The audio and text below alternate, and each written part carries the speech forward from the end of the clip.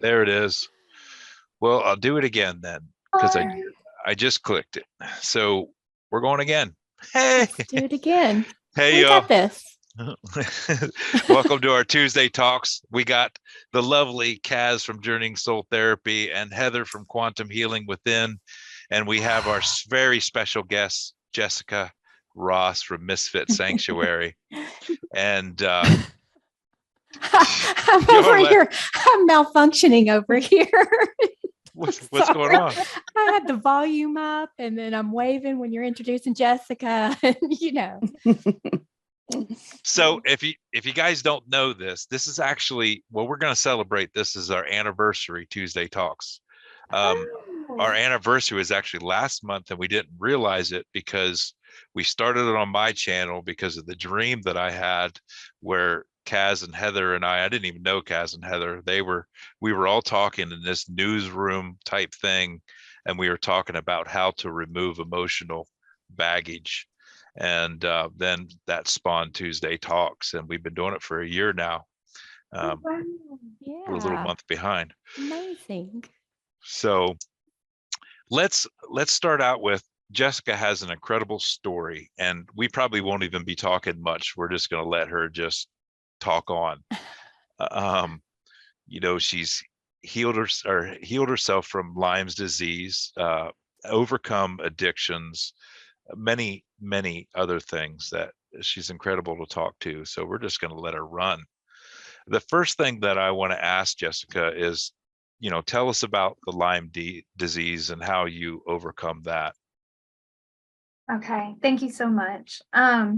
So Lyme disease is a vector-borne illness that is a cross between a parasite, a virus, and a bacteria. And it was first noticed in Lyme, Connecticut, which is why they call it Lyme, in the 70s. And it is just debilitating. They call it the great mimicker because once it gets into your body, it's shaped like it's a spirochete. So it's shaped like a corkscrew, which means it doesn't need a pathway. So it can literally just drill through your body systems, and then it sets up house. It goes into a biofilm, and then it multiplies, and multiplies. And it's even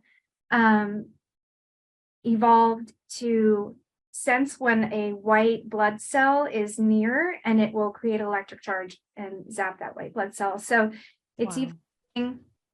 And then people can have Lyme for 5, 10, 15 years, never have a problem. Then all of a sudden they're in a car accident and bam, they've got fibromyalgia, which is a big thing that pops up. Fibromyalgia is 9 out of 10 times Lyme disease.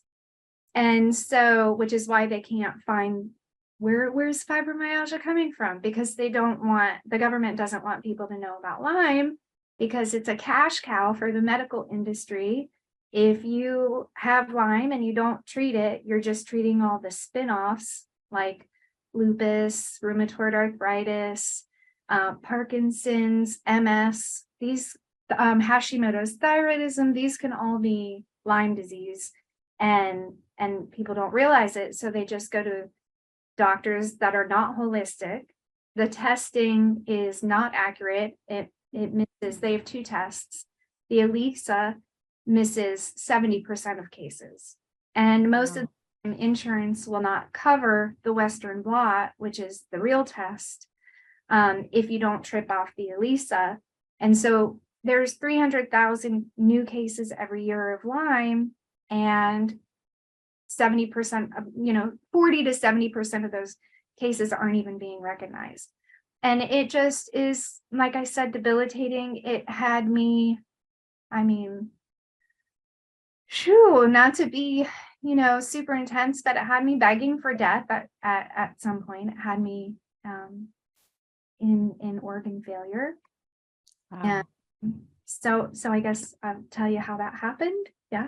Mm-hmm. Yeah. And I was going to say, Melinda in the chat, she said she's also trying to heal from fibromyalgia. Mhm. So, Yeah. yeah, I wonder Yeah. if she has looked into Lyme or if that's it. Did you say it's oftentimes connected to that, but maybe not always? Yeah, it's a majority of the time it's connected, but there can be fibromyalgia symptoms also connected to if you're having histamine flares and parasites, sometimes it can give these fibromyalgia symptoms, but oftentimes still underneath all of that is Lyme. And so for people who so government funded testing is not efficient, and private testing starts at $500. And so a lot of people aren't able to even get properly diagnosed. So for people who think they might have it, or they're not sure, or they want to find out, you may be able to see it if you go have a live blood analysis, because Lyme likes to hide in your fingers and toes. And so there's a big chance that you might catch a spirochete on the analysis. But also, what I recommend is to introduce, there's lots of herbs that will treat Lyme. And so if you introduce an herb to kill Lyme disease, what will happen is you'll end up, after about 3 to 6 weeks, depending on how high your viral load is, you'll go into what's called a Herxheimer reaction, which is just to say the body's ability to detox the die-off coming from the treatment causes a healing crisis, and you usually get sick, really sick.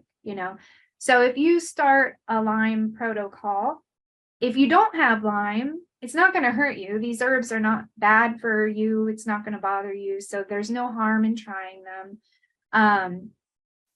Of course, check with, make sure that if you're on medications, that I'm sure there may be herbs that are contraindicated with certain medications. So make sure you look at that. But if without like medications being a part of it, the herbs aren't going to bother you.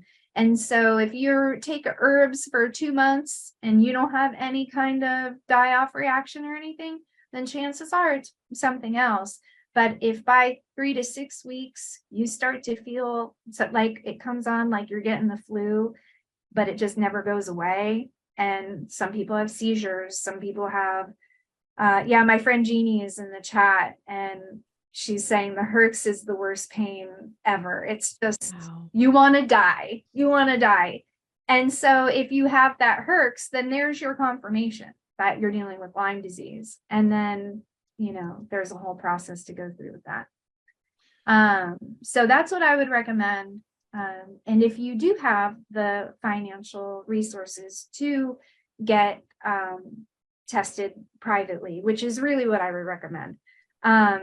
IGeneX Labs, IGeneX.com is the best testing that we have right now for Lyme disease. Wonderful.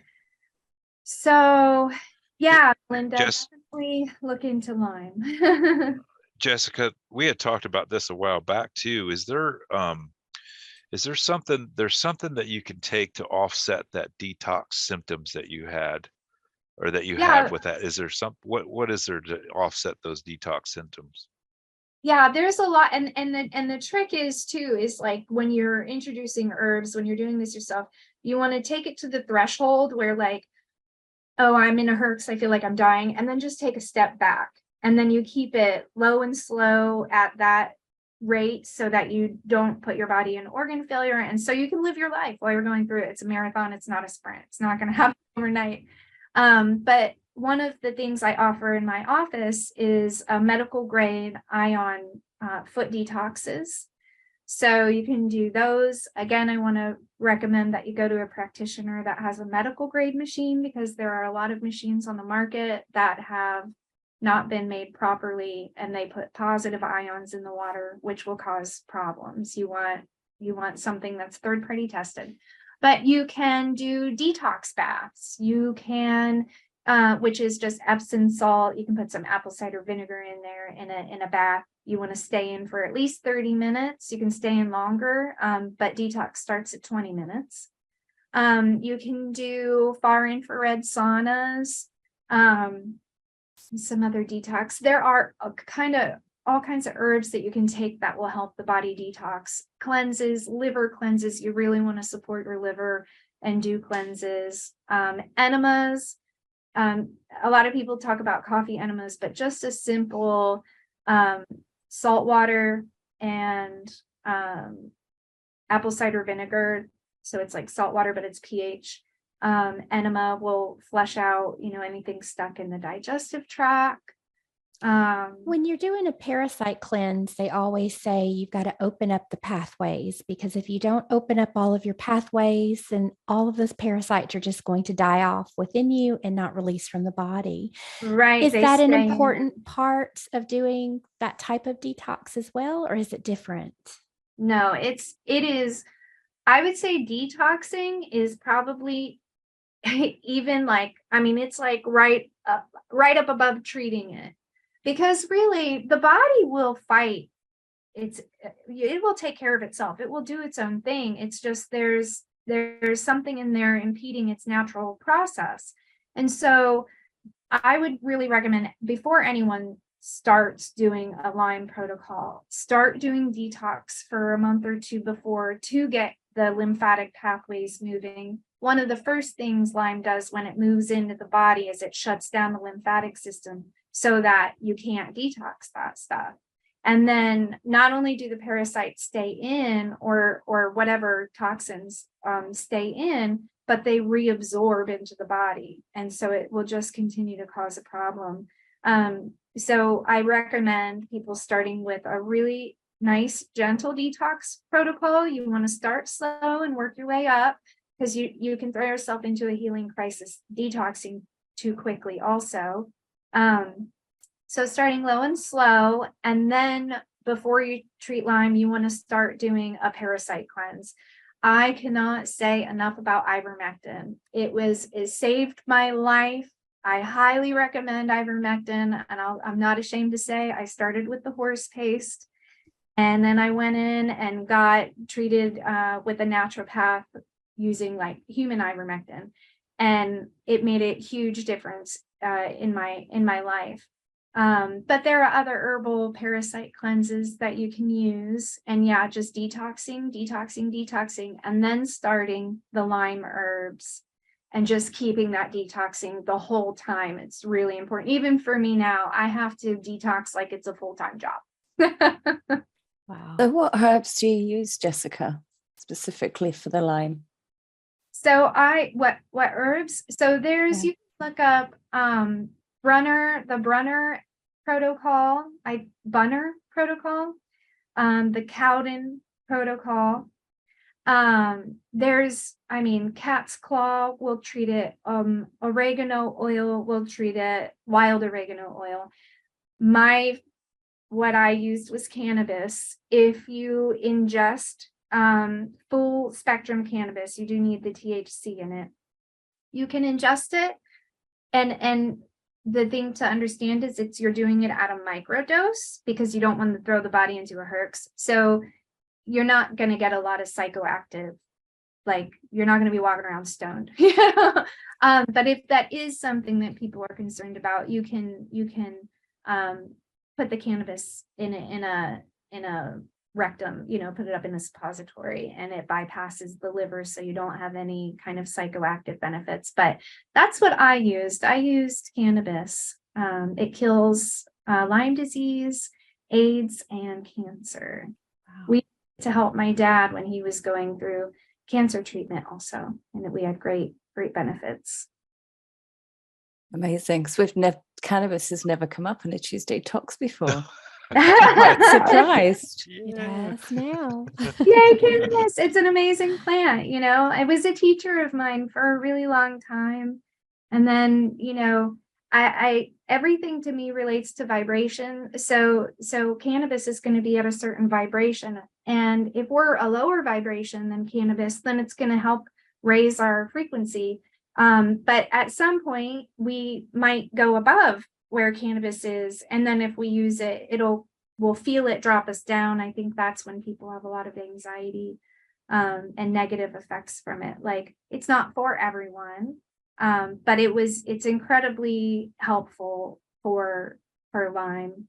But there are a lot of other herbs that you can use if cannabis isn't your thing. Wow. That's interesting.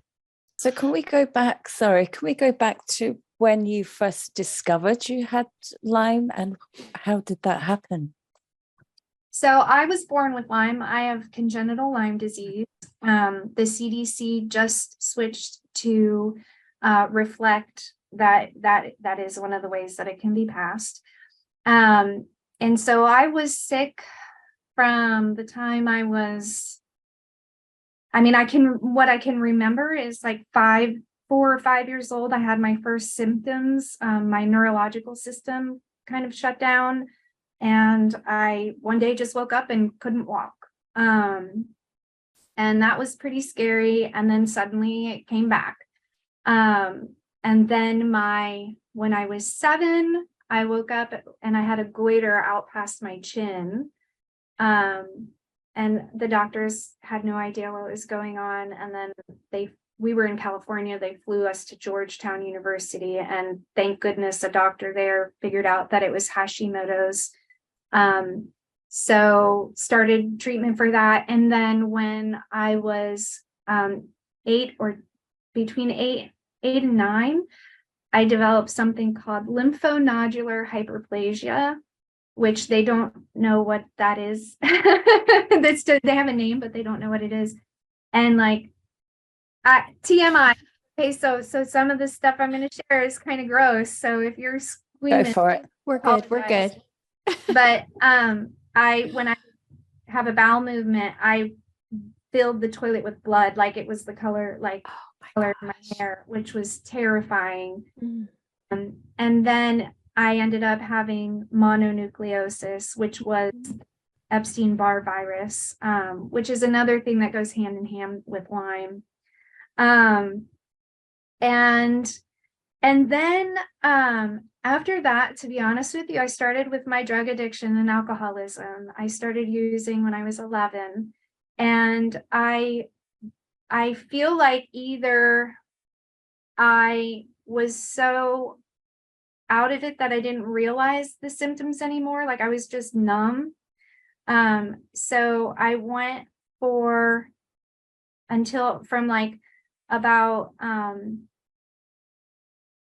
it was like, I guess like 15 or 16, all the way to when I was 23, where I didn't have a lot of issues that I was aware of. I mean, I was a hot mess mentally, and Lyme disease does affect mental health. If you have mental health issues, like, again, so much of it can be related to other things like Lyme or parasites. And because now I don't have any mental health issues at all.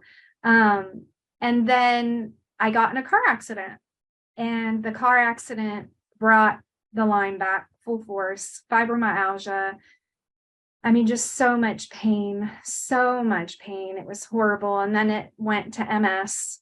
And I was having trouble walking. I couldn't remember. I would get lost in my own home, like going from one room to the other. I couldn't hug my kids. Like, I was in so much pain, I couldn't be touched at all. It was heartbreaking. And then, and I was down in Florida, and all the doctors kept saying, well, you can't have Lyme, because I knew it was Lyme. I had actually gone to a bioenergetic healer, a quantum healer. She hooked me up to this biofeedback, and she said, oh, you have Lyme, you're allergic to beans and bananas, eggs and dairy, don't eat that stuff. And I was like, I knew I had Lyme. I had heard someone talking about it a few years prior, and I was like, that really sounds like me. And then when I was 36, I had moved up to Pennsylvania, where in the northern states, Lyme is prevalent. Like, they have it up there a lot. And so the doctors are a little bit more educated about it. And I had gone in to a doctor, and I was just like on death's door. It was horrible. And she tested me with the Western blot, and I tested positive, CDC positive for Lyme disease. And then I started cannabis therapy. And then I went into organ failure because I didn't respect the going low and slow motto. I was like, go big or go home, kill Oh, that's my favorite saying. Go big or go home. go big or go home. Lyme was a big lesson on slow and gentle, easy, loving. Like it taught me Slow and steady wins the race, yeah, right? slow and steady wins the race. And so I was diagnosed, but still I couldn't afford any kind of Lyme literate doctor, because the main medical healthcare system, conventional doctors, they just bless their hearts, like they don't know. They have been indoctrinated to believe that Lyme is hard to get and easy to treat, and just a round of doxycycline, you'll be good. And that couldn't be further from the truth. And so I was in organ failure, and this is how, like, leading to how I started to heal myself. I was in organ failure, and I was also sick with mold, which is a lethal, that's a lethal. They're just throwing everything in the kitchen sink at you, aren't they? Oh yeah. It was Have crazy. this, try this, see if you can handle this. Oh, Yeah, I goodness. feel like my guys were like, how much is it going to take to wake your ass up? Right. Like, man, you're stubborn. And so I was married at the time, and because I was so sick, he abandoned me. And then I was homeless with my 2 boys. He was not the father of my children. My 2 boys and I were homeless and like bouncing around, living in other people's houses, doing whatever we could. Thank God there were friends that took us in here and there. And I just couldn't work, so I couldn't afford a doctor. And through this whole process, I had attempted suicide 6 times. And they brought me back every time. And then in 2017, my mom died. And I was just like, I was so done. I was just so done. I was so done. And my biological father committed suicide when I was 11. So, and my mom was a crackhead and alcoholic. So I had this parallel of, I knew what it felt like to have a parent kill themselves. And so I knew what that felt like. And I knew what it felt like to be raised by someone absolutely batshit crazy. And so I got in my head that the gentle thing to do for my children was to kill myself, so that they didn't have to raise me. And oh, my son just popped up, Lucalicious. No way. Hello. Oh, that's wonderful. He's 16-year-old and 14-year-old. He's like, I hear you talking about us, Mom. And so I thought the thing to do that was loving was to just, off myself, because I didn't want them to have to raise a crazy, drug addicted, sick mama. And I had this pivotal moment where so like, trigger warning, everybody. I was gonna slit my wrists. I was in the shower, and I heard like this whisper, like, well, what if you pray first? And I was like, oh, fine. And I of a demand, like, if there's any purpose for me, you better step in now. I'm demanding divine intervention right now. And all of a sudden I was transported in my mind. I was transported to this dark, it was dark, and there was a light down on me, and all these light beings circled around me, and they just like Care Bear stared, like this white light from their heart. Like, I feel like there were at least 30, maybe even more, just like shining this light at me. And then Archangel Michael came in with this massive sword that was almost as big as he was. And he starts like cutting all around me, like my head and my back, my sides, like under me, just like cutting all over. And And then just like that, all the pain, all the grief, all the sadness, like the desire to not be here anymore, it literally left in a second. To the point where I'm like ugly crying, like about to throw up. I'm crying so hard, and then suddenly nothing. And I was like, okay, I guess I'll get up now. I'm done. I guess think that's I'm my good. answer. And then so I prayed and I said, well, if I'm not supposed to die and the money to afford a Lyme literate doctor is not showing up, then there must be another thing I'm supposed to do. So I just said, okay, universe, send me what I'm supposed to do. And the book Metaphysical Anatomy by Yvette Rose, every household needs to have this book. Yes. Here, I'll show what it looks like. Yes. Yeah. Yes. It's an excellent My book. It's God. big. Oh, look at that. Yes. Do I have to get mine? Do I have Yes. to? Get your Do you book. Yeah. have it too? Oh, look at that. I should. I have one too. It's just over there. You have to have Oh one of yes. those. So that book came into my life, and I didn't know anything about energy work or anything like that. And I just looked up. If you don't know what the book is, it's a list of over 300 different symptoms or diseases or physical manifestations of illness. And then it lists the emotional and energetic root to that illness. And so I looked up Lyme disease, and it definitely like resonated. And I was like, well, I wonder what would happen if I worked on this stuff, if my body would heal. I was like, I'm just going to experiment and see what do I have to lose? And so I joined CODA, which is Codependency Anonymous. And I worked on my codependency issues, which is a pretty big root. I'm willing to bet if you're dealing with Lyme, then you're also dealing with boundary issues. And then, you know, there's like relationship trauma and all kinds of stuff. And as I started to heal it and work on it, the pain got less and less. And then I just was like, oh, okay, well, I wonder if I look here. And I just went through that whole book and just worked on myself. Just whatever it said, I was like, I'm going to experiment. And then my guides started to come in and talk to me about how, you know, you can biohack your body if you raise your vibration. Like illness cannot thrive in a high vibration body. So raise your vibration. And I was just like, well, what does that mean? Like, I don't even know what that means. And so then I went on the whole journey of learning about vibration and how to raise your vibration. I did all of that. My symptoms got better and better and better. I had to get rid of a lot of people in my life that were really holding me down.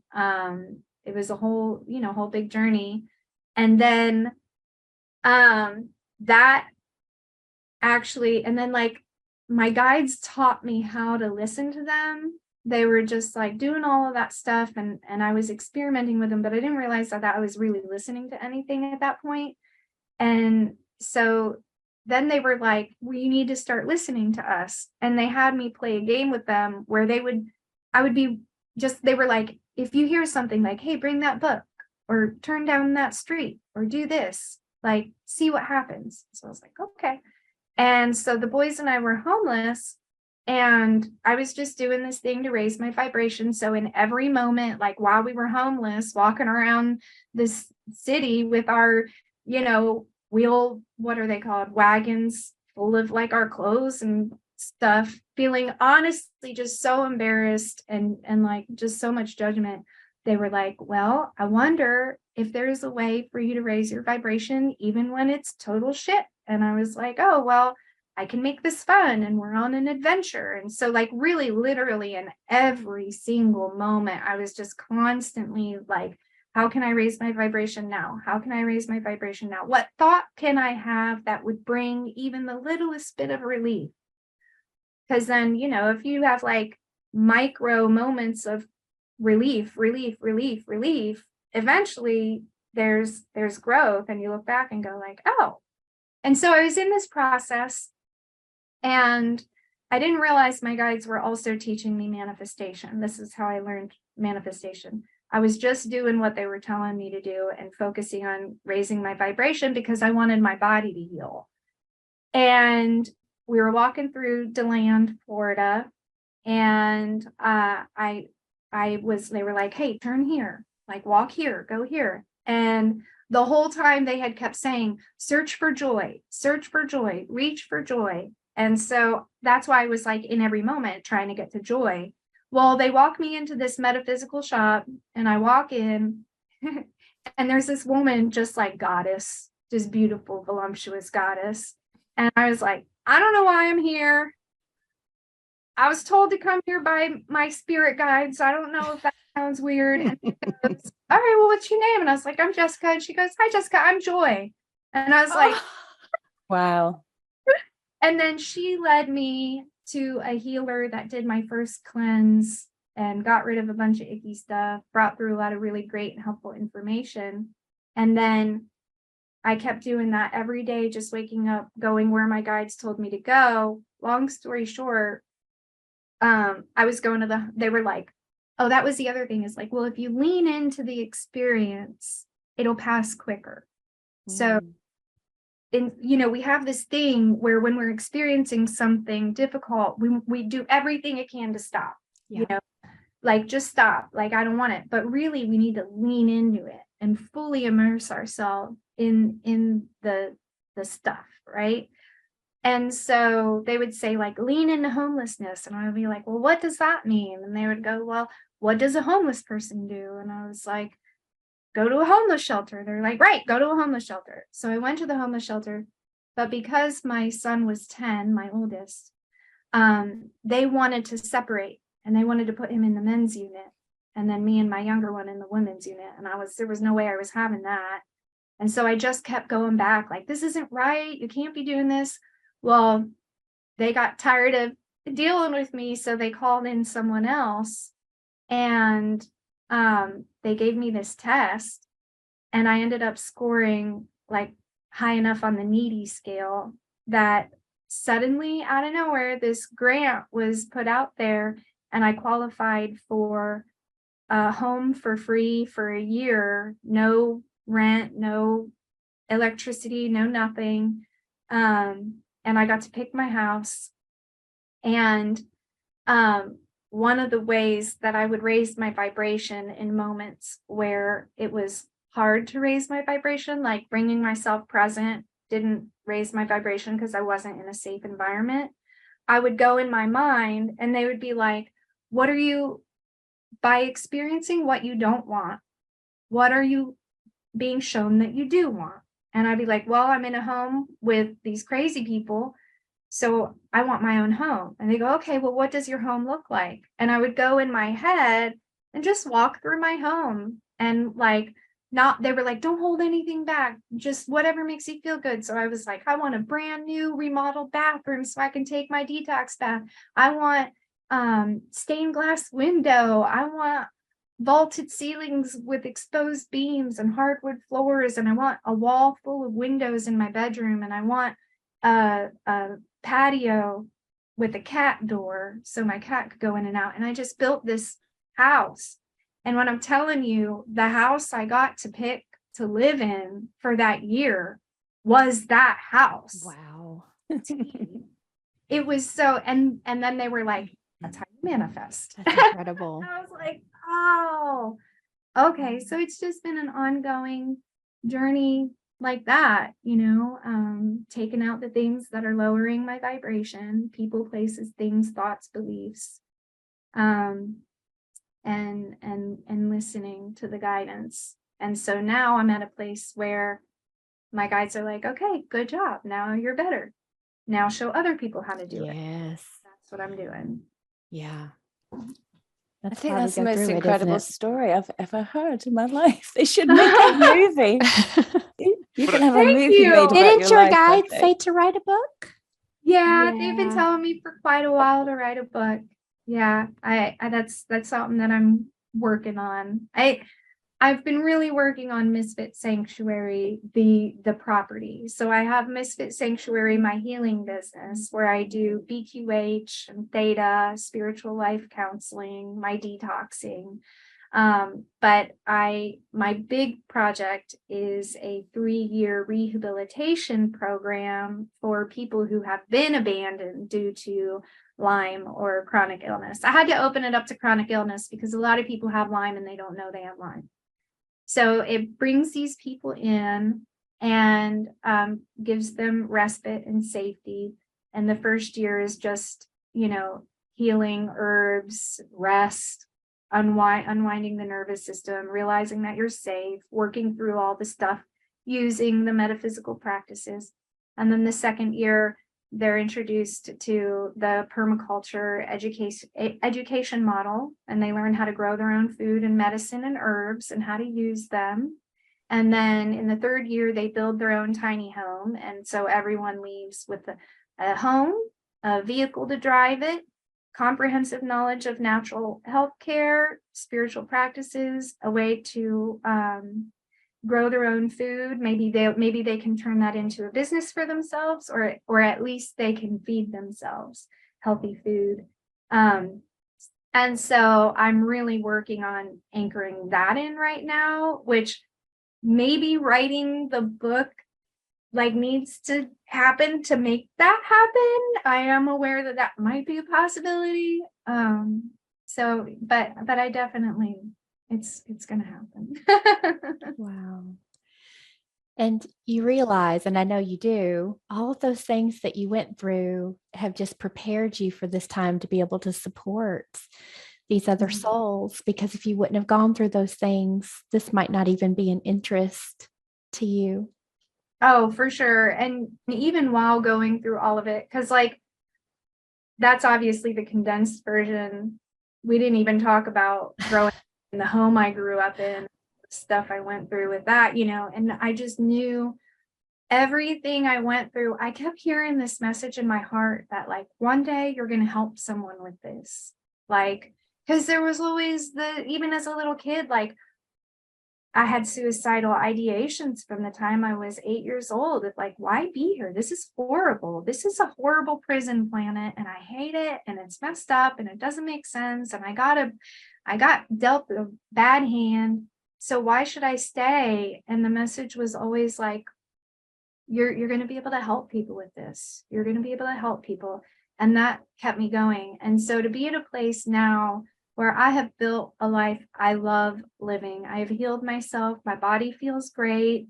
And that I get to wake up and do what I do every day. I never in a million years, y'all, 15 years ago, I was a drug addicted, stripper that was doing things with her body she shouldn't be doing, doing drugs and, God knows what else. I never even had a thought that I could be something more. And now I wake up every day and I get to do this, and I get to feel good about myself. And it just, and then I go to bed every night and I'm just so grateful.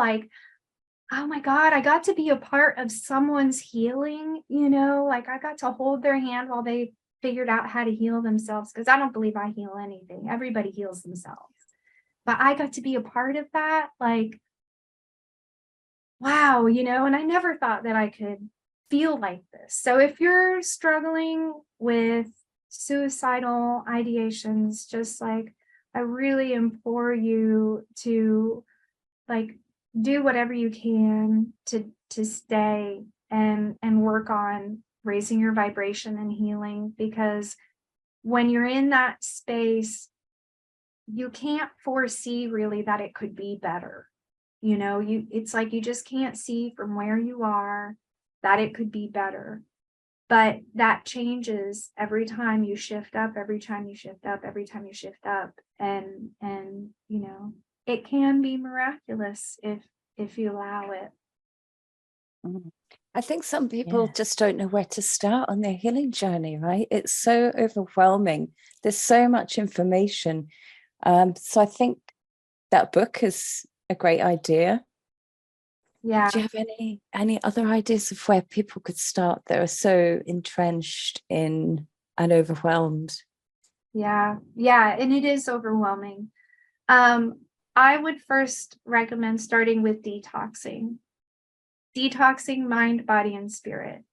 Like, and understand that baby steps are mountains to the vibrational world. You make a tiny little step in the right direction, and it has massive, like, return. Now also with that, I want to give this concept, because a lot of people will say, well, I've been doing little things for a long time and nothing has gotten better.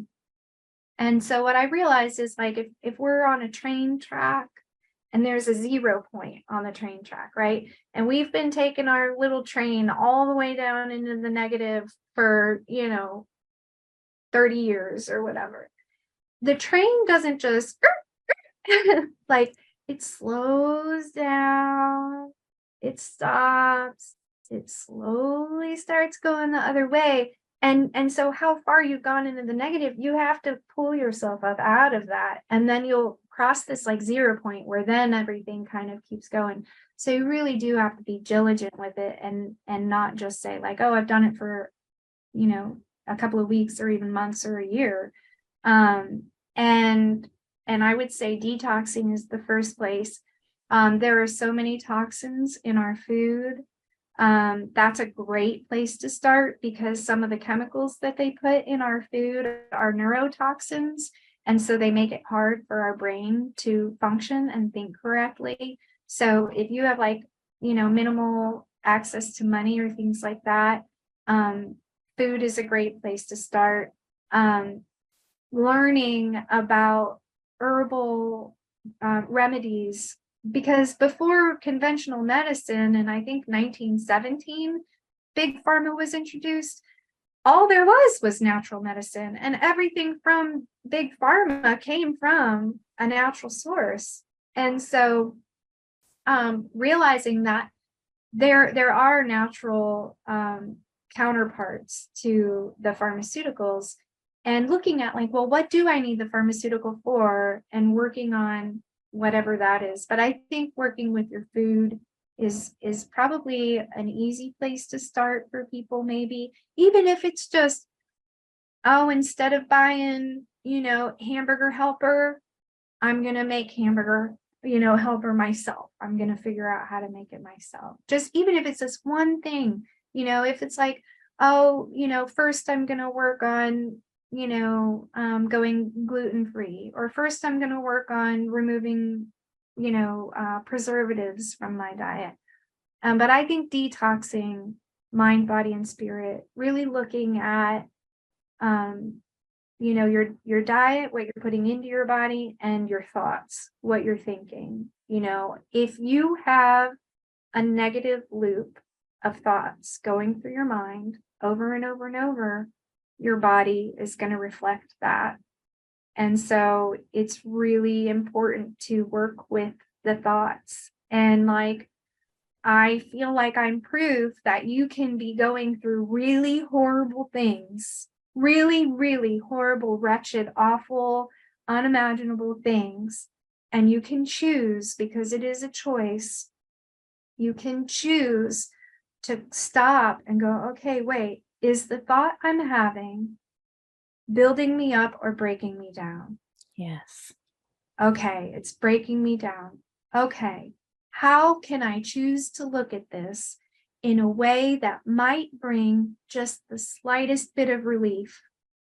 And the way that works often is, like, what I coach my clients through is, if you're feeling like crap, like your stinking thinking is going on, first bring yourself present and ground yourself and see, like, is there actual danger? Is there something going on that I need to be crazy about? Most of the time not.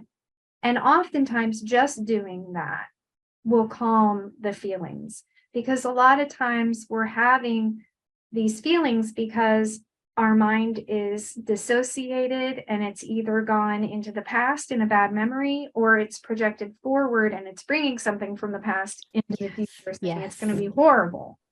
And so I feel like anxiety and like some of these feelings we have is just an alarm system from the body saying, hey, you're not here. You're not here. You're thinking things that are messing you up. Like, come back. There's a toddler at the driving wheel, like, bad. And then you come back present and you're just like, oh, okay, everything is okay. But what do you do when you come back and everything isn't okay? Like, what if you come back and you're in an abusive relationship and someone is yelling at you, or you're back in your body and your body is extremely and painful? It's like, okay, well, can I take a step forward? Can I walk away from this person? Can I, can I do something to change it? And if not, going into that mental creative space of raising your vibration, bringing relief by literally like projecting your mind into a space that brings relief, looking at, if you're in an unhealthy relationship, putting yourself in a space of, what partner do I want? Like, oh, my partner, oh, it feels so good. My partner is talking to me respectfully and respecting my boundaries, and feeling what that would feel like, because your brain doesn't know the difference between something actually happening and you thinking it happening. And so if you can like biohack that, and raise your vibration by purposefully controlling your thoughts, you have that shift. You'll feel it in your solar plexus. You'll have that shift where you feel just a little bit of relief. And then the trick is you want to celebrate that. Like, it's like you just like won the lottery. Like, oh, I did it. Click. I felt that. Like, oh, I feel better. I did that. I made myself feel better. Look at me. I am so awesome. Like, I'm doing this thing. I'm healing myself. I'm amazing. This is wonderful. I'm so proud of myself. Because then you go from just a little bit of relief to like, boop, you're all the way up in joy and gratitude. And that does massive, massive things. And you may have to do that literally every minute. I had to do it literally every minute for a long time. But diligence and consistency, grace and mercy, nothing is perfect. No one is perfect. It's not gonna, so it doesn't, sometimes it doesn't happen all of the time, but you can make these tiny little baby steps, and baby steps are still steps. Yeah, sorry, I was going to say, I think that's a key component, is no one is perfect. No. Right? Because we look outside of ourselves and go, oh, they're perfect and their life must be perfect. And we're not. None of us are. No, it's like, what is that? Like, what even is that? Where I think I tell people, I'm like, the only thing you can do perfect is clean. Oh, I don't even do that. Spotless. I love cleaning. Cass has that down. Heather's working on that over here. I love it. I can scrub a little spot until it's spotless, Right. Like, I can be happy that I got rid of that little stain, But other than that, perfectionism it's a killer. I have to say hi to Allison. Thank you, Allison. I love you so much. Oh, Jessica is my hero. I have so much love for this woman, such an inspiration and a beautiful badass. I would agree when so you and I met, you came in for a session, and I remember listening to your story, just thinking, oh my gosh, if you hear this story, anything in my life that I've thought was awful, which there have been some things, but to hear what you went through and how you've transformed your life, if you can do it, anyone can do it. If you can get through those deep, dark crevices and come out of it where you are today. Yeah, I was just blown away by your story and how you've overcome everything. Thank you. Amazing. Thank you. I really appreciate that. And you helped me so much. Well, thank you. It was a joy to do it. and I wanted to say I've had one of your theta healing sessions, and I absolutely loved it. I came in with an issue that I had been working on and had been struggling with, and I'm going to tell you that issue has gone away. I am no longer triggered. I am no longer in that energy anymore. And I keep going. It's amazing how you can come into one of these sessions, whatever session you choose, and it's the clearing and releasing of the energy that causes the triggering. If you can get that up and out of the body, then those situations are no longer affecting you. And it's like now, and this is about my sweet son, so that's all I'll say. But now when something happens, I'm just like, okay, how am I going to handle this? And I just handle it with no, it's just easy. So I want That to is say thank you wonderful. for that. That is wonderful. That is, oh, Yeah. thank you for that reflection. That is. Tell everybody what theta healing is. If someone is not familiar with that type of session, tell them what you do. Okay. I'm going to say hi, Lacey. I've got a few people that popped on, so thank you. Wonderful. So theta healing is really understanding. It's like a spiritual hypnosis. And so we go through a process where we put our brains into the theta state, which when we're in that state, we're very suggestible. It's where we go when we pray or meditate, and when we're, part of when we're sleeping. And going into that space, first we would identify what blocks are there, what beliefs are there that are keeping you stuck, what programs are running in the subconscious that are creating these issues in life. And then we go into the theta realm and we pull them out. I mean, it's kind of crazy. We think healing has to be really hard, but it really does not have to be difficult at all. And we pull the programs, we pull the shock and trauma from the body, like what you're talking about, pulling the shock and trauma out of the body, bringing the light in, pulling the programs and rewiring beliefs. So you pull the program, whatever it is, I'm unsafe. Safety is a big one for people. Pulling the program of, I'm unsafe, and then downloading with source, creator, universe, God, whatever you use there, downloading the body with that energy of safety, like of what source says safety is, not this world thing. Because if you have a program running where you're unsafe, as much as you try to manifest safety in your life, it's always going to be kind of a perverted version of it. It's not going to quite, it's like you might be almost there, but not really. And so you can pull that program and download other programs. You can download feelings. You can pull feelings out. It's pretty miraculous. And I want to give a shout out to my teacher, Michelle Orwick in Orlando. This woman, I mean, if it weren't for her, I wouldn't be where I am today, because I came to her. Other people had recommended me to go to her because life was, so messed up. And she did a session on me and she was like, my guides are telling me to offer you that you're supposed to do theta. And so I'm going to offer you this certification for free. This is what you're supposed to do. And I was just like, what? Like, I didn't know. I'm like, why would I do that? Like, it didn't make any sense to me. And so I went through 4 levels of her program, became a spiritual life coach through her. And her program is amazing and awesome. She's wonderful and awesome.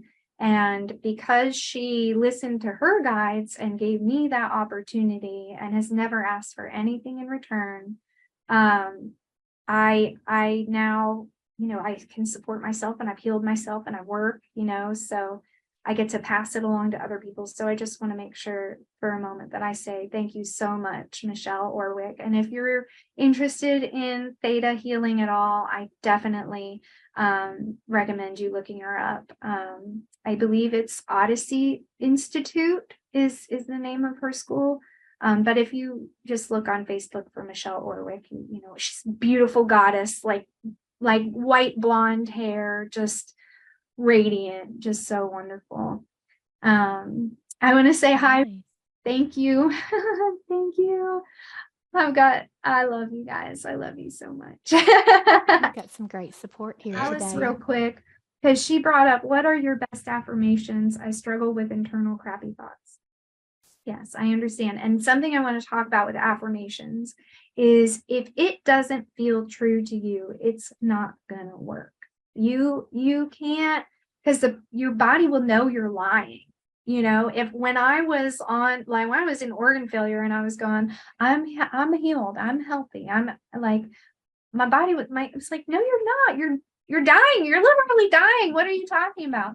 And so I developed the belief, and this has helped me so much that I believe this and this, right? It's affirming both. Like, we have to acknowledge where we're at, because a lot of our process is seeing us, like validating our experience and that it's okay, right? And where I want to be, you know? So it's like, although right now my body is in pain and I'm having a hard time imagining it any other way, I also know that I've seen other people do this work and I'm doing this work. And so I believe that it's possible. And I look forward to being happy and healed and whatever it is. So it's like this blend of this and this, like they both can be true at the same time. And then you set the ball rolling for the manifestation of what you really want. Jeannie is asking, can you elaborate on how to tune into your guides? So the way it worked for me, I was telling them earlier, you know, I guess I had probably been hearing them for quite a while, but I wasn't listening because I was constantly, you know, on some sort of mind altering thing. It started with just these little, like, hey, do this, or hey, do that. Hey, grab that book. You know, talk to that person. And honestly, it was just experimenting. It started as a game. And then I started seeing numbers and I would look up what the numbers were, and it felt like communication was there. And so working with your guides is just like developing a relationship with another person. You want to develop it, you know? And so, and also, not to say that someone cannot hear their guides when they're in a lower vibration, but you can hear them easier when you raise your vibration. So again, detoxing and working on your thoughts so that you're not kind of down in the stinking thinking, it'll be easier. And just playing that. Just playing, you know. Stinking thinking. Mm-hmm. Need like a t-shirt with stinking thinking on it. Yeah. I want to make a t-shirt because what my guides have always said is shift up or shift out. Either way, the light is coming into the planet. I feel like we've got several t-shirts from this episode alone. We have like a whole store of merch after this. What a good anniversary session. I know. Perfect. Yeah. Jeannie had said like gut feeling, so that's what we're talking about. What are your connections to your guides, right? Not physical voices. Yeah, I think that's what she means there, Jeannie. She said like gut feeling. She has a question there. So what was it? About Jeannie connecting with your guides. Yes. Elaborate on, like gut feelings. Yeah. No, it's not like gut feelings, and it's not, well, I'll be honest with you, when they really started talking, I thought I was schizophrenic. Like, because my mom died and it got real loud. And it was interesting because she was coming to me, but I didn't believe it was her because she was so nice.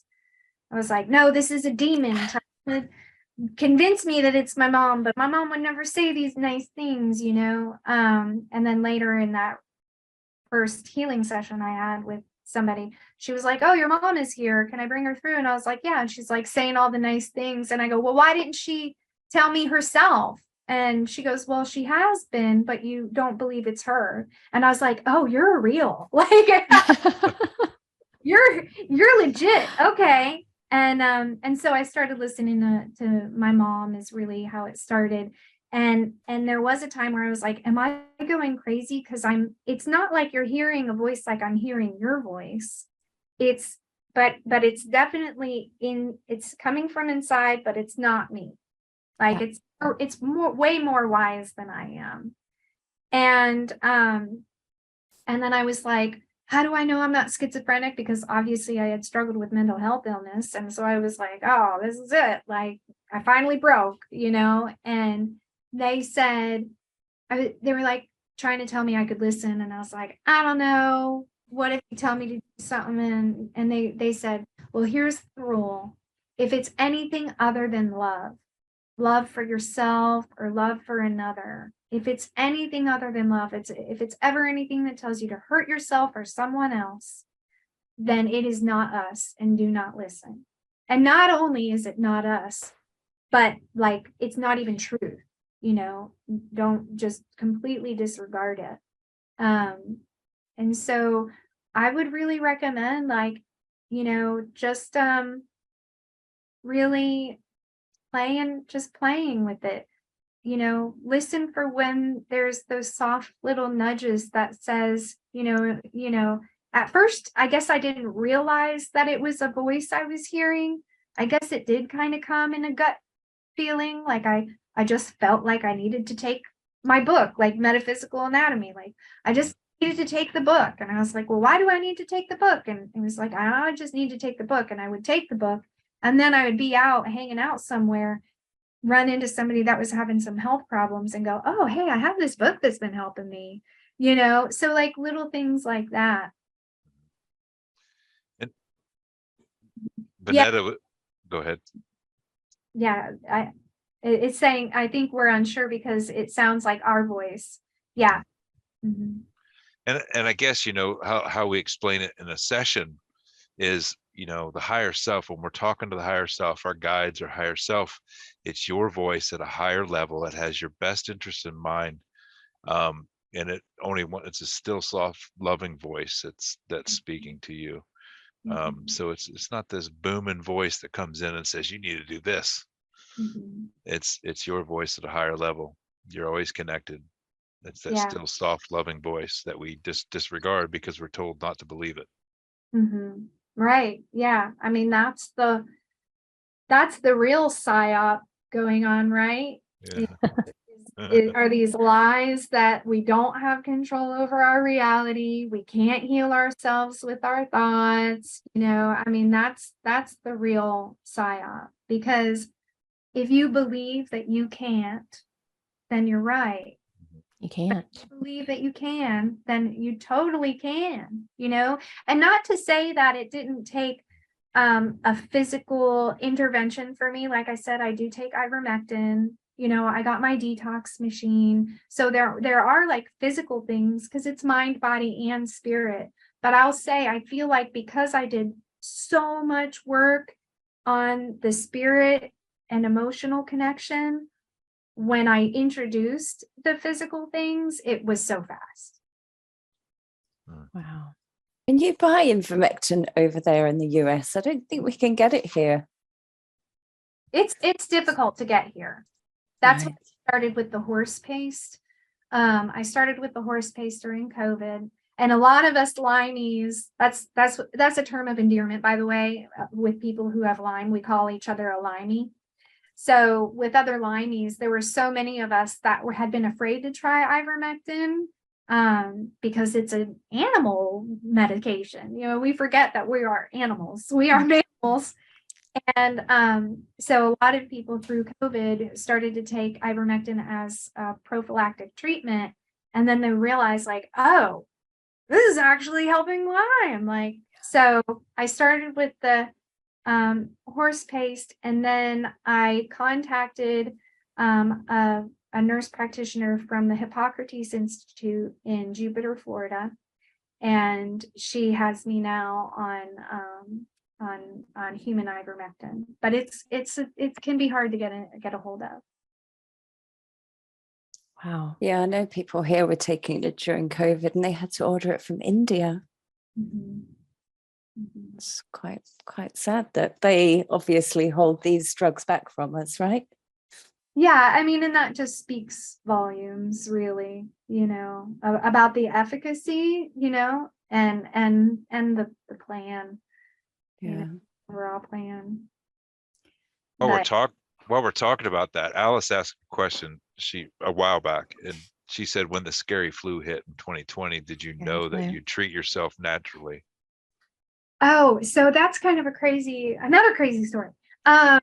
So I full of it. So I had been my stepdad had liver cancer, and so I had gone up to Pennsylvania, and I had been taking care of him for about 6 months.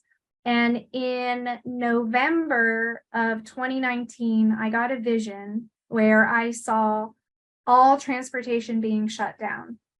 I saw like you couldn't fly and you couldn't drive anywhere to get to anybody else. Everything was shut down. And I called my children's father, who was still really close. We were together for 9 years, separated for 5, and then through this experience we got back together. And I'm so grateful. Being in our healed form is just so beautiful. And so I called him and I was like, hey, I had this vision. It's really freaking me out. I'm nervous to be away from you and the kids. And even if, you're in DeLand or you're in Orlando and I'm in DeLand, I don't think we're going to be allowed to get to each other. And he's just really always appreciated my witchy ways. And so he was like, okay, well, why don't you come back for a little bit and stay with us? Because he had the boys while I was taking care of my dad. And I was like, okay. So I come down, and in the middle of December, I got back. The entire house got what we now know was COVID, but we didn't know it then. And so to me, I was just like, oh, this is grief, because I got pneumonia. And I was like, I looked it up in the book, and I was like, oh, this is grief. I'm grieving the fact that my dad is dying. And this totally makes sense. And I'm just going to process it and be with it. And I probably should have gone to the hospital, but once you have Lyme for a while, you go to the hospitals, you kind of get like an aversion to these doctors because kind or helpful. And so I just treated it like energetically at home. I have a Healy biofeedback quantum frequency device that I used. And then my dad did die in March 4th, 2020. I went up for the funeral. I got back on the 12th, and the next day everything shut down for COVID. And so when I realized what was going on, I was like, we are collectively processing grief. Like this is just a part of the planet and our natural, raising the frequency. Like it's not pleasant. Like it's not pleasant to go through these vibrational shifts. We've all seen those memes where it's like, what I thought spiritual awakening was going to look like, and but it actually looks like. and it was really, and you're like, so like understanding that just because it's not pleasant doesn't mean it's not productive. Just because it's not pleasant doesn't mean it's not a good thing. Like sometimes healing can be painful, but again, we can go through these painful experiences, and instead of slipping into the fear of like, oh my God, we're all going to die or whatever, like, oh, okay, like I saw great comfort in this is us as a planet raising our vibration, raising our frequency. And I just knew my guides had been saying, like, if you raise your vibration and your frequency, you'll be fine. And so my family in 2020, 2021, we had the best time of our lives. My partner was home, the kids were home, we were doing yoga and meditation every day, I mean, like it was amazing for us. But compared to like other people who didn't get that message, it was really hard and a really big struggle. So that's kind of how that was for me. I really saw it as as like collectively we're working through grief. And I just looked at it through that, and I took herbs. I mean, and my kids were really sick too. Like it wasn't like it was pleasant for us, because like my boys got they had 105 fever. Oh. My one son was hallucinating. His fever was so high, double ear infections, upper respiratory infections. So like, you know, it was scary. And at some point I went to my guides and I was like, oh my God, like, what if we die? Like, what if we die? And they very, very lightly said, hey, you know, nobody makes it out of this alive. Like, We're all dying. You're gonna die. That's how you get out of this. So whether you die now or whether you die later, like why have this fear, you know? And also I will say COVID to me generated an entity when enough of us on a level have such great fear. And I do believe the powers that be know this, and it's part of the plan. When we all collectively have this fear of something, it can create an entity. And I saw this entity come into friends of mine's lives who had never done any kind of conventional thing. They were crunchy as crunchy can be, totally, you know, natural. And then they went the other way. I really do feel like there was an entity. Like, I saw that too. Mhm. Yeah. Yeah. I hope But I then answered that question. Sorry. Yeah, I think so. Pretty sure. Yeah. But we could Yeah. talk all day. Alice wanted to know what's the difference between ivermectin and hydroxychloroquine. I'm not entirely sure. Hydroxychloroquine can be helpful for Lyme. I do know some people who treat using MMS or CDS. You know, it will also help cleanse the body. But ivermectin is where like hydroxychloroquine and MMS, they're more of like a disinfectant for the body. From what I understand, you know, I'm not a doctor, so maybe, you know, but from what I understand, and ivermectin is an anti-parasite medication. And would MMS kill the parasites as well, or? I'm not sure about that. I want to say yes, but I'm not 100% sure about that. I'm trying to think because I'm in a few chats for MMS. And I think they still do parasite cleanses. But if I'm thinking about what MMS is, I feel like it should also take care of parasites. Yeah, I'm not 100% sure about that.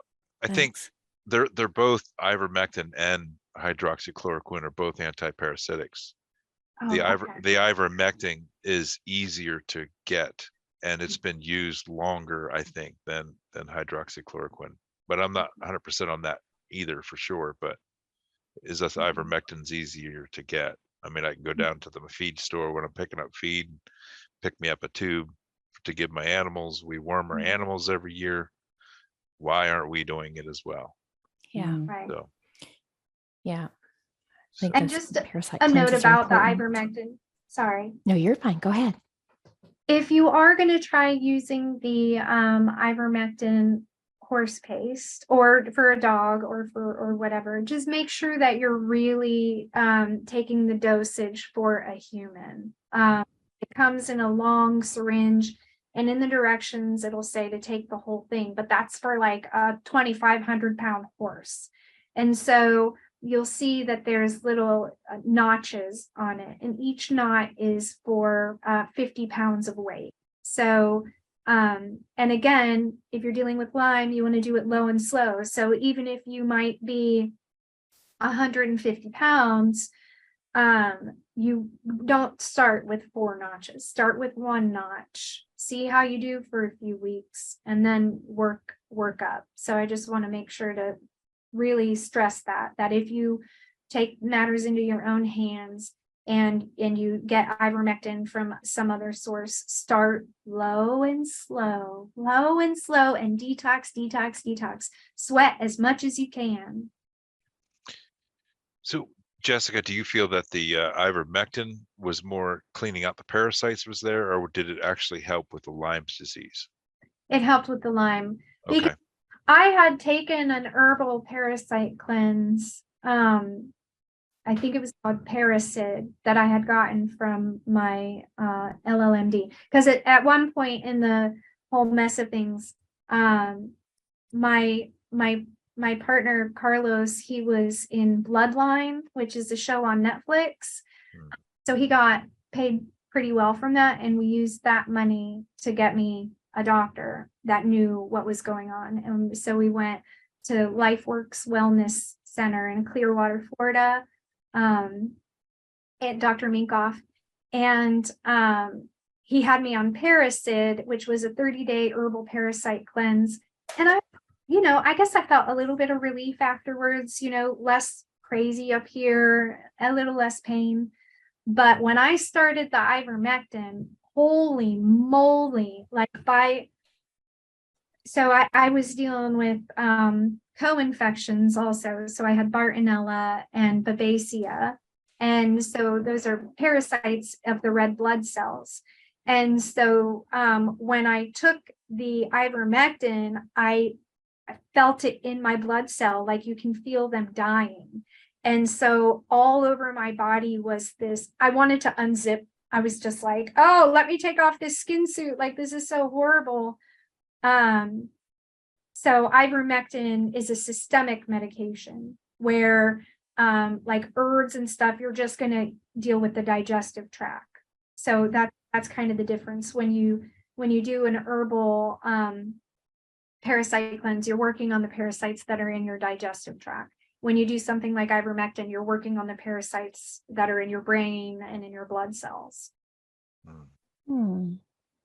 It's making me want to get some of this. I was thinking, so everyone should be doing this. Everyone should. And here's the thing is, in other countries, in some countries, they do parasite cleanses every 6 months, just like we clean our teeth every 6 months. But for some reason, in like developed countries and like America, they don't recommend that. And so I will say, if you eat meat, right, you have parasites. It's just a part of what it is. Like, you've got parasites. And I'm not telling anyone not to eat meat. I'm just saying this is like a part of it. If you walk out barefoot outside, you're going to have some parasites. If even in fruit, like we're starting to see now all these devices that help clean your fruit, and you can see bugs in them. So we're animals. We are animals. We are mammals. And so we can, get these things. And so it's really important to do, I would say a 6-month parasite cleanse routine, Sure. Yeah. We're doing it for the animals. We need to do it for ourselves once a year. Isn't it funny how we'll treat our animals better than we'll treat ourselves sometimes? Oh, that's the case over in this house for sure.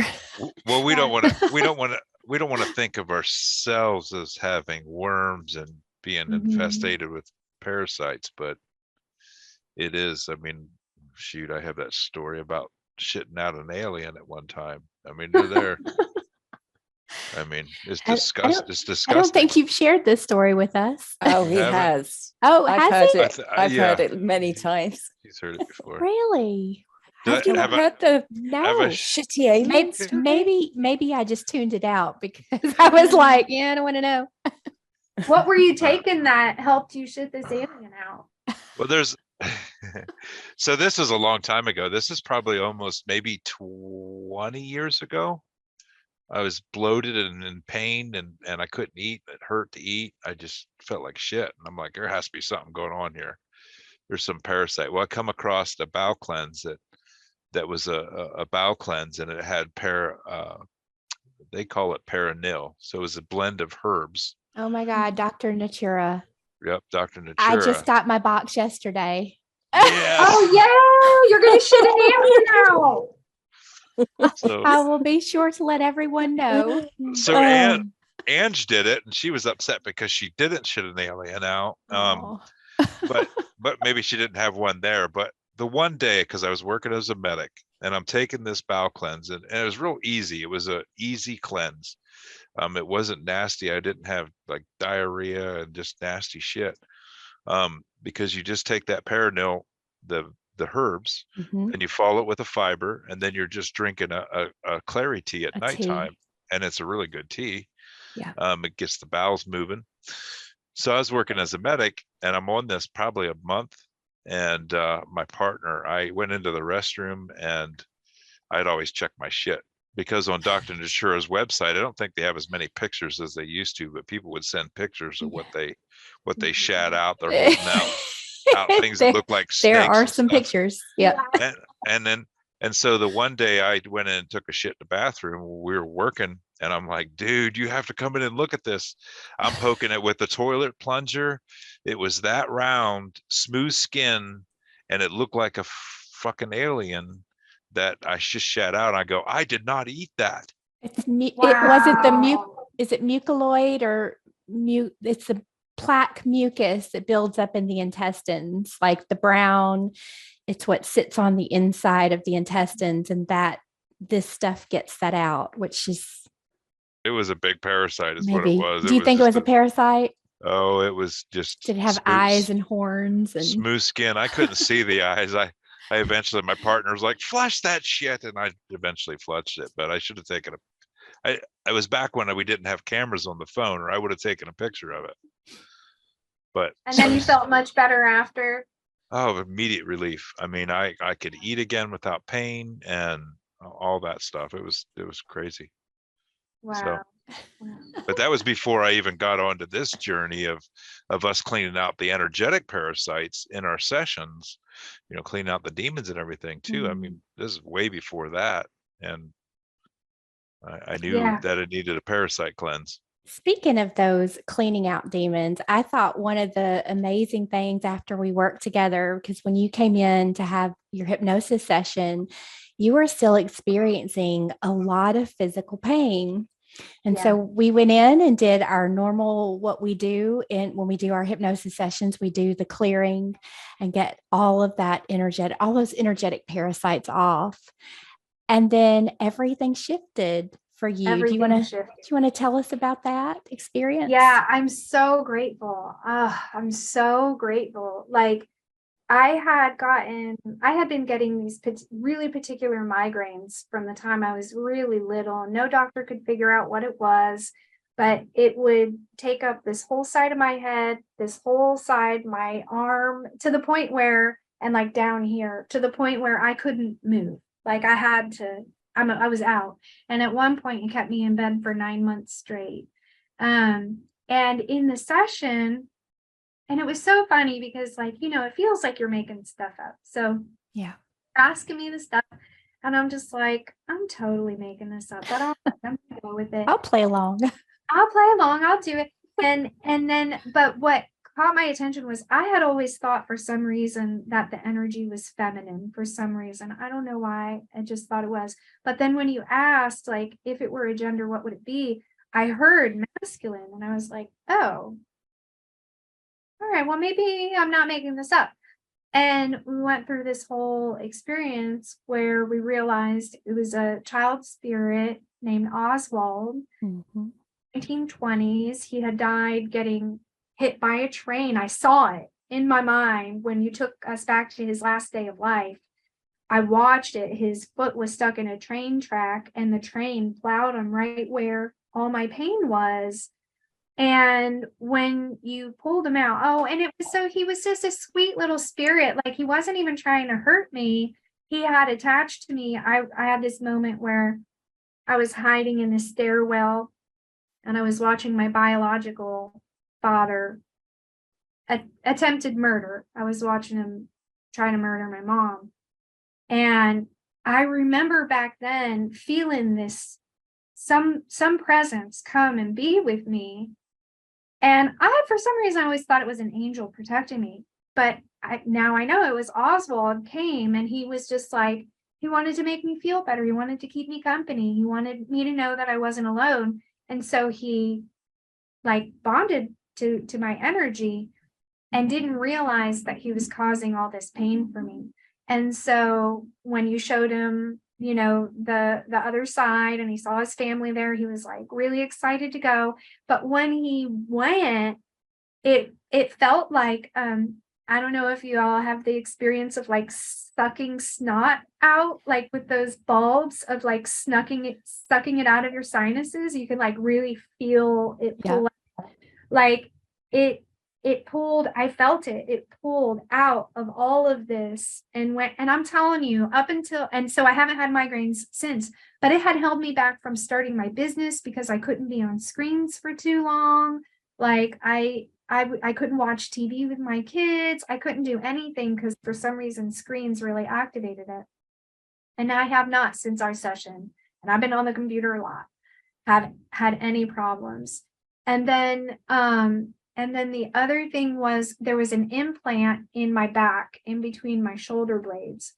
And this, I could literally feel the weight of this in my energy body. I could feel the heaviness to the point where at the end of every day, you know, after sitting in a chair for, you know, 6 hours for work, I would go home and I'd be like, I just have to lay down because this heaviness would just pull in between my shoulder blades.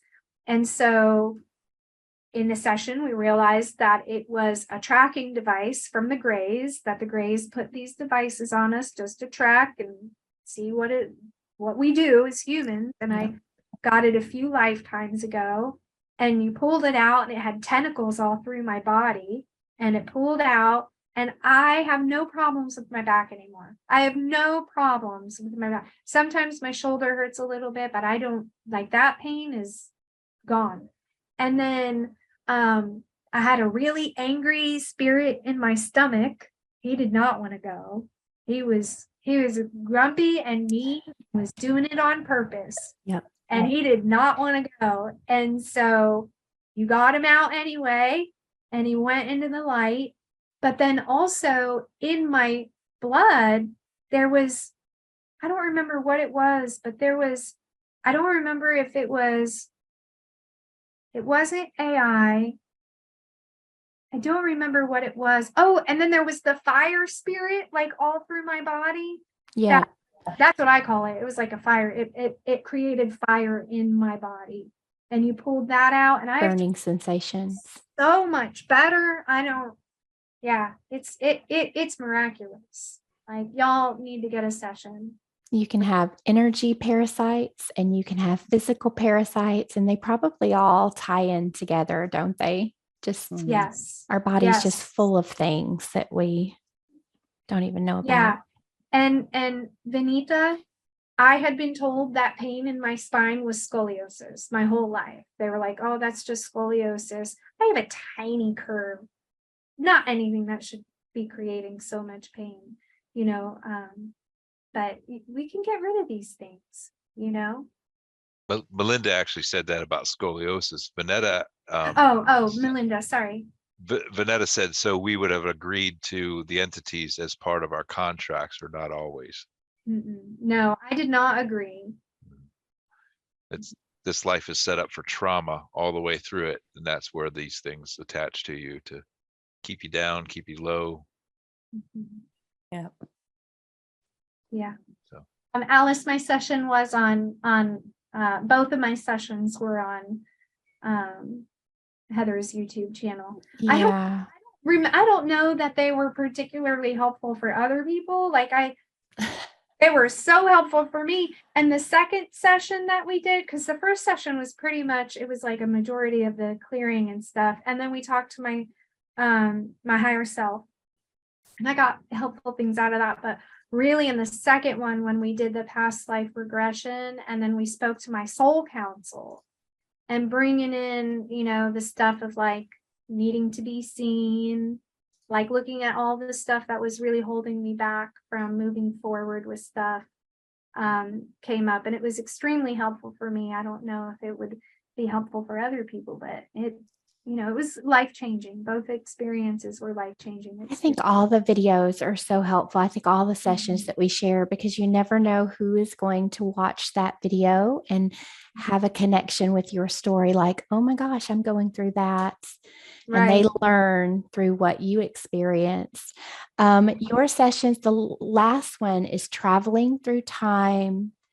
And the other one, the first one, is spread the light of healing. And your second one, so you were part of the Knights of the Templar. Yeah. Which was really interesting. I don't know. Have you guys had many sessions with Knights of the Templar? Because that was my first one. Not I've had recall. nights, but not specifically those. Not that one specifically. Yeah, it was so crazy because it started out that I was like this boy that was on a farm, but I was really artistic and I felt way more civilized than my farm family, and like I was meant for more, and then following it through, going forward in time, I saw my last moment where I was being stabbed as a knight. And then going into that, it was so crazy because there was this ornate box. It was just like this beautiful box, but it was rather large.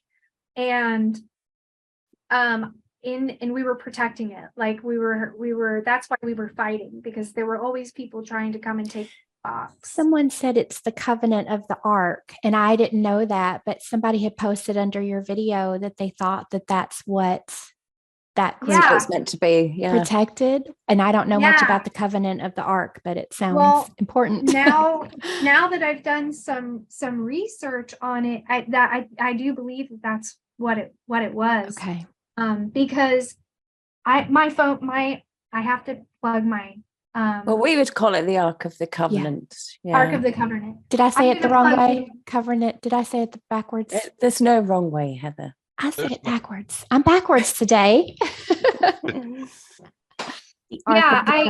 Covenant. Now that because I did some research after the person had put that under there, and I was like, oh, so I went and I did some research, and it makes sense that that's what it would be, because people would, like, there would be a line, and they would take the box into this room, and only people that had been trained could go in. Like that's why I wouldn't go in, because I was trying to get her to go into the box. I was like, go in the box and let's see what it does. She's like, I'm not doing it.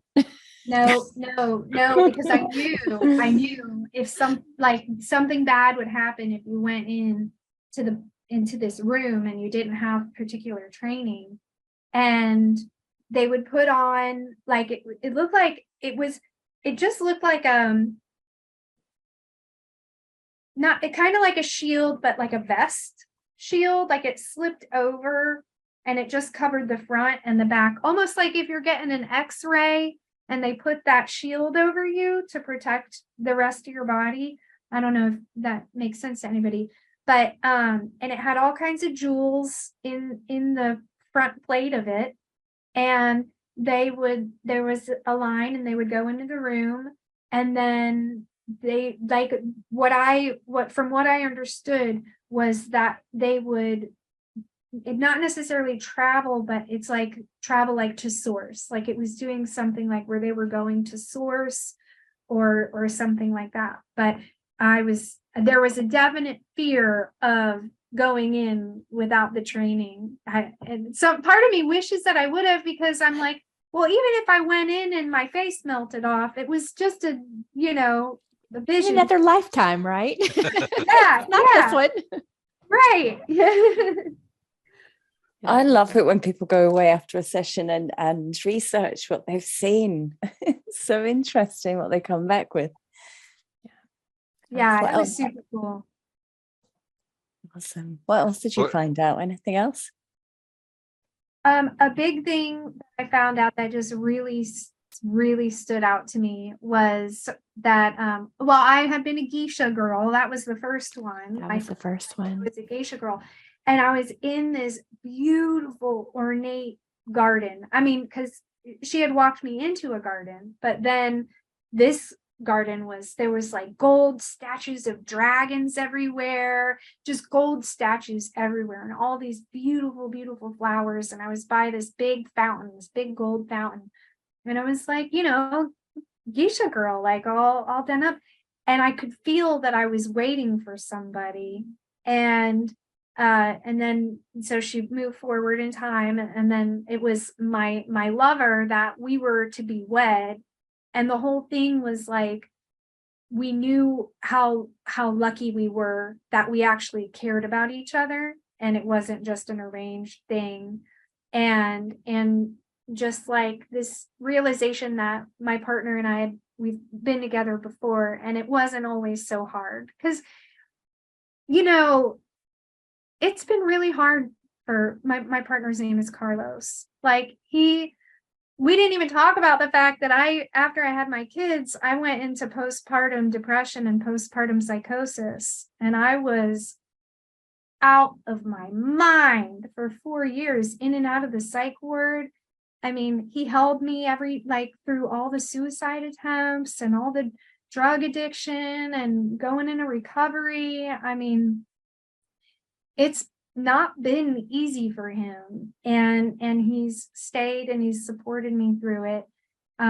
Even when we separated, for a period of time, he was still always such a emotional support, and he was my best friend, through everything. And that's why I'm so glad that, we had to split up, because I had to heal my codependency, and he had to heal his stuff too. And now we've come back together in our healed states, and it's just like a beautiful relationship. I'm so grateful.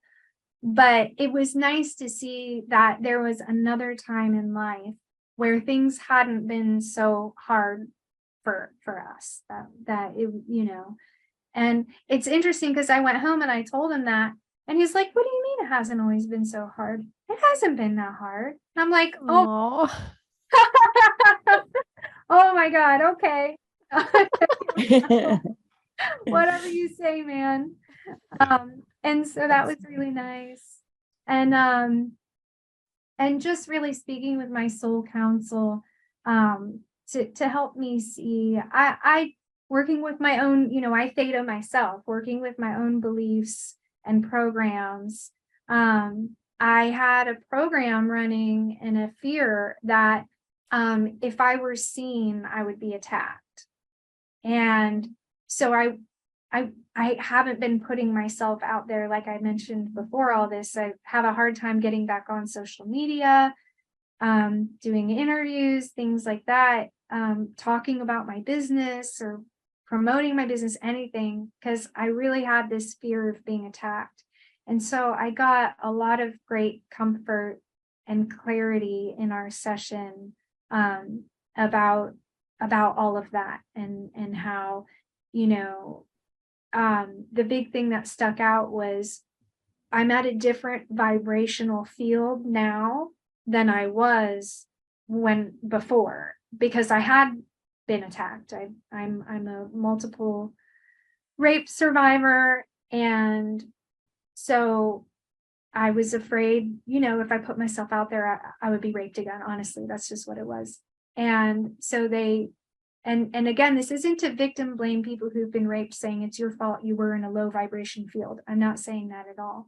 I'm saying, for me, whatever was going on in my vibrational field, I was a match to all of that. And not that I deserved it or it was right or anything, but it's not personal, it's just vibration. And understanding that now I'm in a different vibrational field. So, there's different possibilities, and there's the possibility that I might be seen and not be attacked. And so it's helped me begin promoting myself and really moving forward with my business. I just got a business mentor through the Small Business Association. So they're walking me through turning my dream into a reality, which I wouldn't have done if it weren't for the session, because I was just too scared. But I do feel like Misfit Sanctuary is like, I feel like it's something placed on me by the universe that I'm really supposed to bring this to fruition. So it's really important that That's what your guide said. Mhm. They did say that. And I mean, if you just read through the chat, you've touched so many people with your story. I know it's been so helpful for them to hear what all you've gone through and all of your amazing tips of how you've healed yourself. So definitely you're on the right track. Thank you. Yeah. I appreciate that. Hasn't been easy. It's getting easier for sure. Getting more fun now. I've just found your story and you so inspiring, and thanks for sharing it with us. And I just wanted to ask if there was like one last piece of information you would pass on to anyone listening, what would it be? Oh, don't give up on yourself. Don't give up on yourself. And especially in these times, life, it can be really hard for people, and just have belief in yourself. Have belief in yourself that you can get there. It might take a lot of work, but just don't give up on yourself, because you're here for a reason. You're here for a reason, and it can be better, and just take little steps forward, reach out for help, and just don't give up on yourself. Thank you so much. Yeah. That was Thank you, beautiful. guys. That was amazing. Thank you Absolutely. so much. Absolutely incredible. I This don't was even. a great anniversary. It chat. was. I don't even want to end it, but we probably should. I feel like we could go another couple of hours just listening to your stories. They're incredible. That was amazing. Thank you. Thank you. If you ever want to talk again, just let me know. Lots of stories. Absolutely. We'd love that. Yeah. Great. So I guess it'd be a good time to stop it here then. And I mean, that was absolutely incredible, Jessica. Yeah. Loved having you on the show. Thank you. And, Thank you for having me. Thank you, everybody in the chat. Thank you, everybody that popped in and said hi and showed your support. And I just want to say, if you want to check me out, I'm on YouTube, Instagram, TikTok, as Misfit Sanctuary, and my website is misfit-sanctuary.com. beautiful. And I'll have all the links for our stuff in the description. I don't have Jessica's website, so we'll make sure I put that in the description after the show, but they're all there. Make sure you like, share, and subscribe. And thank you for sharing all of that personal. I mean, that was deeply personal information, and you just share it beautifully. I could almost see, like, as you were talking, I could see you standing up or teaching classes with your sanctuary and helping people. It's natural for you. I don't know, do you realize how natural it is? I'm glad it's off that way, because I'm like, I've got like pit stains, like I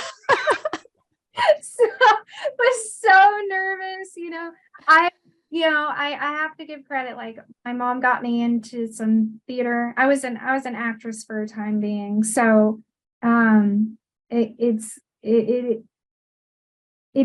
easy for me to get into that space where I'm just like, okay, I'm just sharing what, like, whatever, like, and I just want to help people, like, and like, if sharing these nitty-gritty details of what happened helps somebody, then I'm willing to do it. Like, I mean, I'm through it now. I don't have any shame about anything. It was what it was, and I got through it. And so, although I was really nervous, I just want to,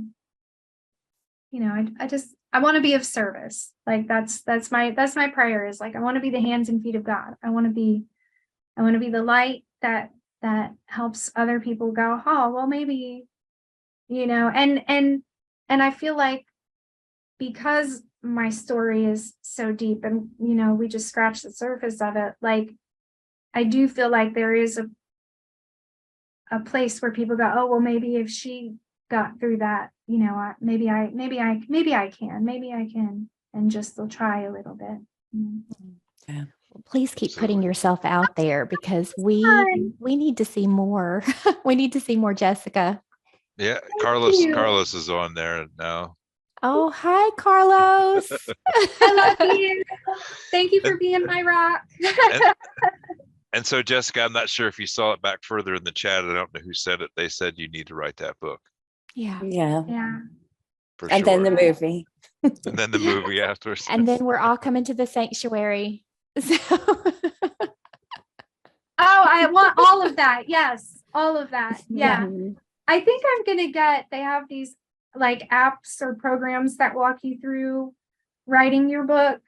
I'm finally at the place where I'm like, okay, I know what I would write about. I feel like it would be such a long book. I'll have That's to okay. really Hey, narrow it. why stop at one though?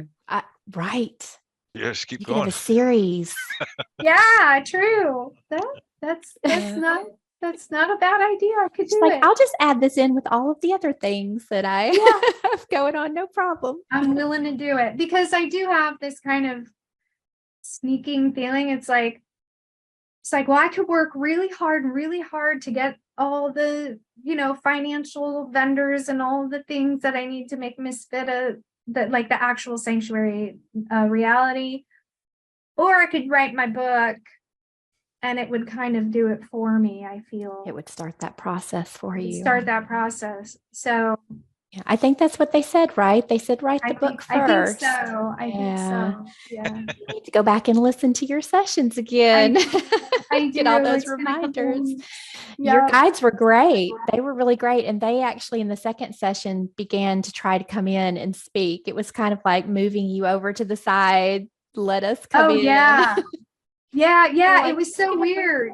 Because for my higher self, I could just translate and say what I was hearing. Yeah. But when my soul council came in, it was like shoes in a dryer at first because I was trying to say what they were saying and they were like, no, honey, like just move energy out of the way. And that's when I realized like I can remember the session up until that point, and then I can't really remember what I have to listen to I had to listen to the recording so that I could get the messages because it really like just moved me right out of the way. Although while I was there, I felt like I was there, but afterwards they didn't want that conscious mind coming in and doubting what they were trying to bring through. So they were like, you move over here, we're going to come through and speak.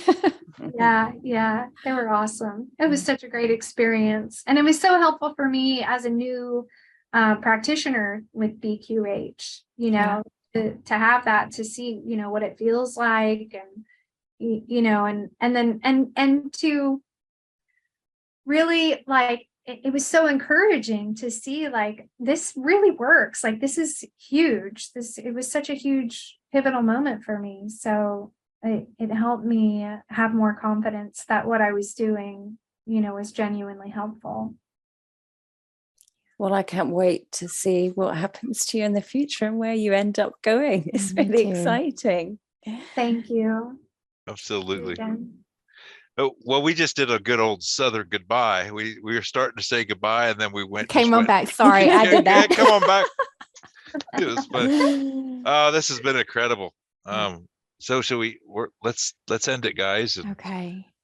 Bye, everybody. Thank you, Jessica. Thank you so much, Thanks, Jessica. everybody Love in you the all. chat. Thank Thank you, you for everyone. being here with us. See you next Love time. y'all. Okay. Bye. Bye.